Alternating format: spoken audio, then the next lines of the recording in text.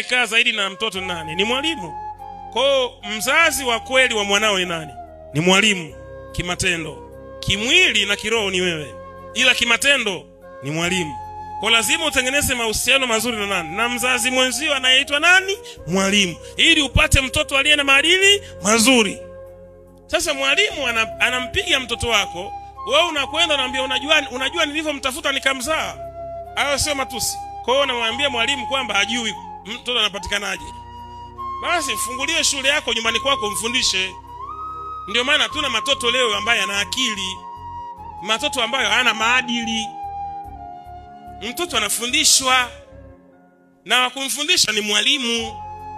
Sasa utaki mwalimu amchape, utaki mwalimu amuadhibu, utaki mwalimu amuulize, atakuwa mtoto wa aina gani? Kupitia mafundisho ya leo ya baraka ya mzazi, nenda kabadilike kama mzazi, umlee mtoto wako vizuri.